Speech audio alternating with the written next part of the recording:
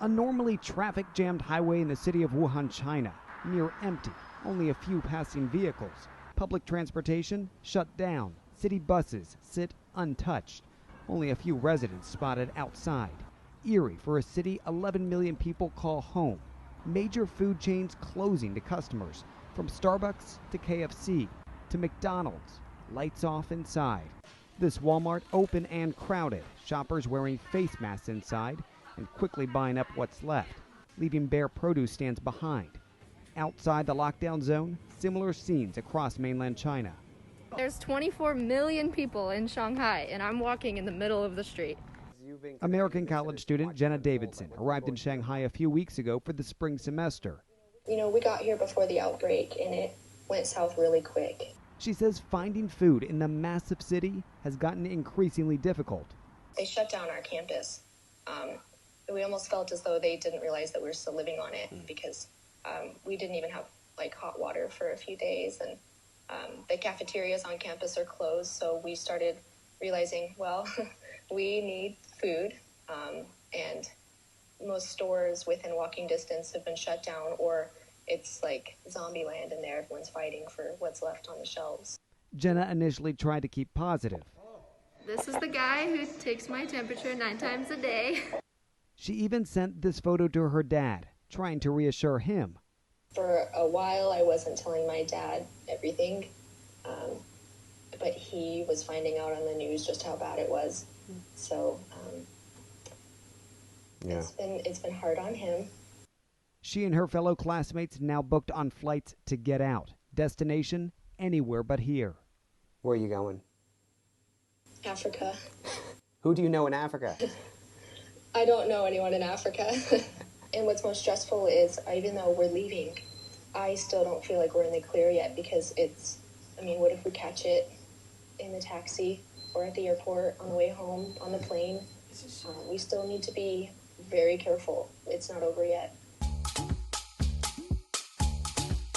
Back in Wuhan, social media shows how some residents keep moving inside their own homes, finding normalcy within the lockdown.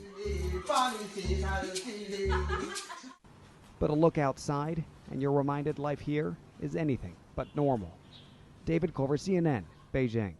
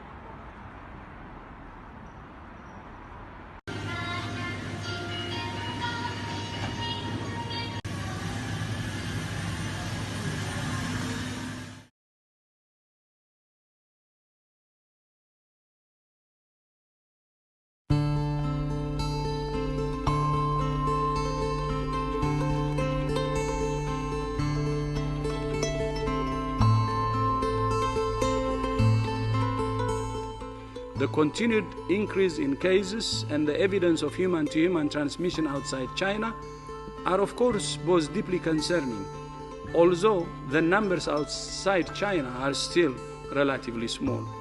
They hold the potential for a much larger outbreak.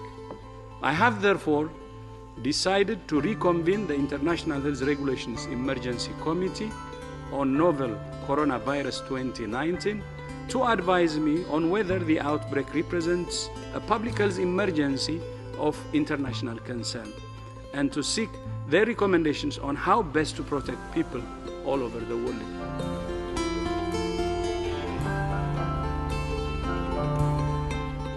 China's efforts to contain the outbreak at the epicenter have been essential for preventing the further spread of the virus. China identified the pathogen in record time and shared it immediately, which led to the rapid development of diagnostic tools.